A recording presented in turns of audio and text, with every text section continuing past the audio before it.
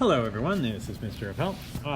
So the first step is to find the zeros, and so we're going to change that into, set it to 0 first. That's actually technically the first step, so I'm going to subtract the 18, bring it over so we're comparing to 0. Then we're going to actually find the zeros. I'm going to find when this expression equals 0. So I'm going to do that by factoring in this case. That's usually easiest, because it is factorable. If you're not good with factoring, you can use quadratic formula or completing the square if you're more comfortable. So then I want to see that since x minus 6, to make x minus 6 0, x would have to be 6. To make x plus 3 be 0, x would have to be negative 3. So those are my zeros. So that's your step 1. Step 2 is to determine the signs in the different intervals. So I like to sketch this on a number line. And then you can do this by either plugging values in to each of the different intervals. Remember, these are x values. So there's 3 different intervals we need to worry about here. Over here to the left of negative 3, in here between negative 3 and 6, and then out here greater than 6. So we're interested in that. So I'll model both for you. So if you were going to plug in a value, let's say in this region, numbers that are less than negative 3, let's say negative 4. If I plug negative 4 into this, that's going to give me negative 10, which is a negative number. If I plug negative 4 in here, negative 4 plus 3 is negative 1. So that would give me, negative 4 would get me negative 10 times a negative 1, which is positive 10. Remember, what we're interested in here is in the sign, not so much the number. So when I plug negative 4 in, I get a positive number, which means any x value over here is going to get me a positive number.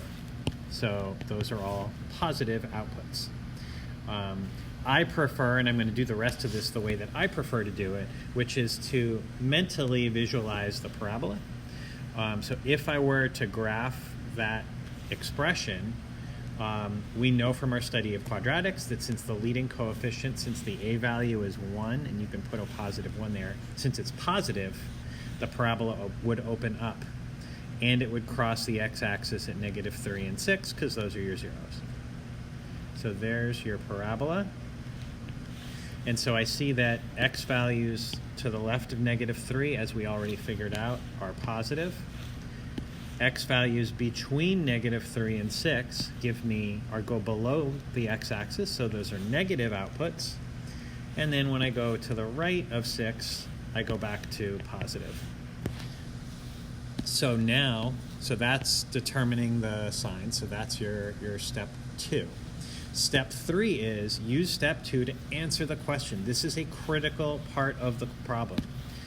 You're answering the question. The question is this: when will this inequality, when will this expression, for what values of x, will this expression here, give me numbers that are less than 0? I already know when it'll equal 0, right? We already figured that out. I want to know when it will also be less than 0. Well, what kind of numbers are less than 0? Negative numbers. And so that's the interval in between negative 3 and 6. So it's all of the real numbers between negative 3 and 6. So on a number line, you would just shade that in. But we want to write our answer in interval notation. All real numbers between negative 3 and 6. We write the endpoints separated by a comma, and then we have to use the appropriate brackets. Because we're including negative 3 and we're including 6, which, by the way, we're including those because it's or equal, right? I don't want just when they're less than 0. I also want when they're equal to 0. So because we're going to include them, we need to use the square bracket on the ends. So that's the kind of work that I'm looking for.